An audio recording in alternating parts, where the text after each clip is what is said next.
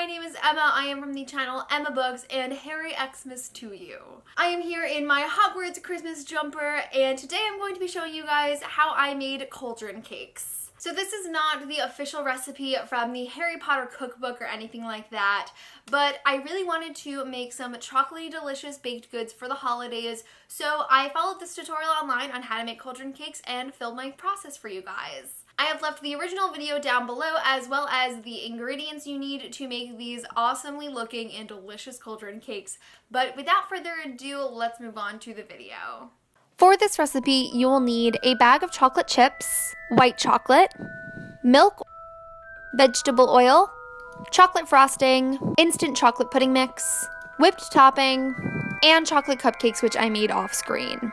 The first thing to be made is the chocolate pudding. So all you have to do is add your instant chocolate pudding mix with a cup and a half of milk, combine it until it is the consistency of pudding, and then we will refrigerate it for 5 to 10 minutes.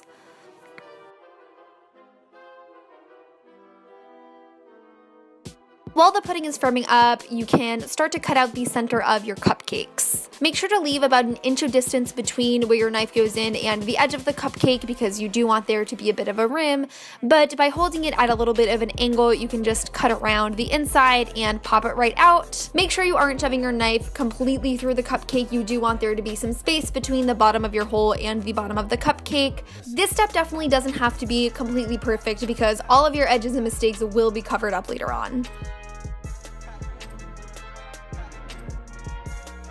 Next, we're going to make the filling for our cauldron cakes. So what you're going to do is you're going to use the instant pudding that you just made and combine it with an entire tub of whipped topping. This is going to make sort of like a chocolate mousse that we're going to place in the center of the cauldron cakes later. And once you've combined the Cool Whip and the pudding, it should make this sort of chocolate mousse-like filling, and we're going to refrigerate that for another 15 minutes. Next, we are going to be melting some chocolate. So I used the method of a double broiler. You can do it in the microwave. There's a lot of different ways to do it. But I placed a little bit of water at the bottom of the pot and placed a different pot that's smaller on top where I put in all of the chocolate as well as 1 tablespoon of vegetable oil. And you're just going to want to stir the chocolate every so often so that it melts nice and smoothly. Once the chocolate is completely melted, you can move it over to your workstation. And the tutorial that I followed ended up dipping the base of each cupcake into the chocolate and placed it on parchment paper. They didn't do the entire bottom of the cupcake, but just a few inches on the bottom. Also, the tutorial I followed did a little bit of piping with the melted chocolate where they made feet for each of the cauldrons, but I was too lazy and not talented enough to do that, so I just left it with the chocolate covered base.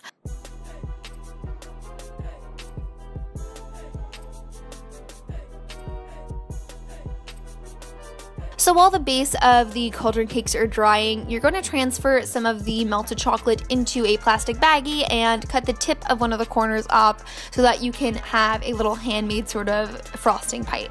I didn't think to film a tutorial of that at this point, but I will show you later in the video.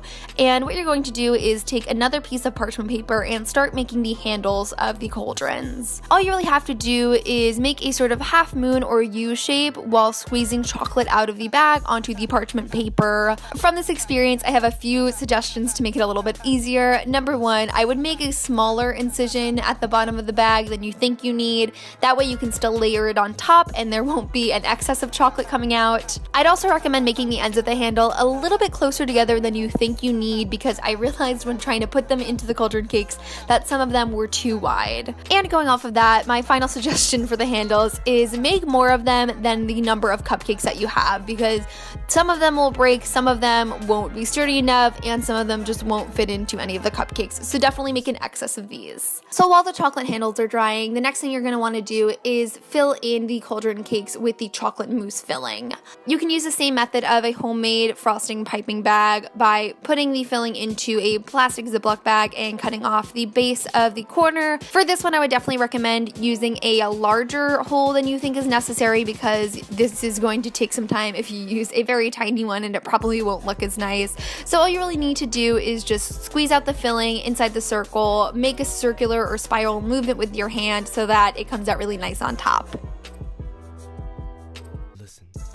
Now to use the chocolate frosting, I actually did record how to make the frosting piping bag if you didn't already know previously. I placed the Ziploc bag around a bowl so that my hands are pretty free for me to transfer all of the frosting into it, and then you just need to cut off a tiny corner of it so that the frosting can get out. And so once you have your frosting bag, all you need to do is just trace the edge of the cauldron cake that you left available when cutting out the center so that it makes a bit of a rim.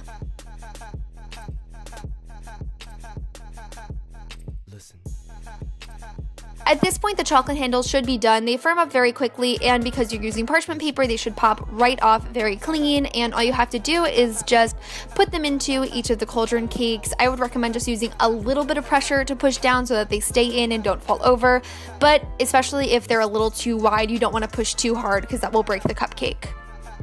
And the final step of cauldron cakes definitely did not turn out the way I wanted it to. The tutorial I followed used a bar of white chocolate and made shavings to put in the center, but I'm lazy and didn't want to buy a whole new bar when I had white chocolate at home, so I just used these white chocolate chips as a way to make, I don't know, ingredients, toppings, maybe bubbles. You can really just pretend what you like, but I probably would recommend using the bar of white chocolate and shaving it off so that it looks a little bit more put together. I'm Harry Potter. And that concludes this recipe for Harry Potter cauldron cakes. I will leave all of the ingredients as well as the original tutorial I followed down below. Not only do these look impressive to people that you're going to be sharing them with, they are also absolutely delicious. I can't tell you how much chocolatey goodness is really inside of each of these cupcakes. Alrighty everyone, that is it for my video on how to make cauldron cakes from Harry Potter. I have to say, out of everything available on the Hogwarts Express, this is definitely what I would want to get from the trolley lady. But that is it for this video. Thank you guys so much for watching, and we will see you very soon for another Harry Xmas to You video. Bye!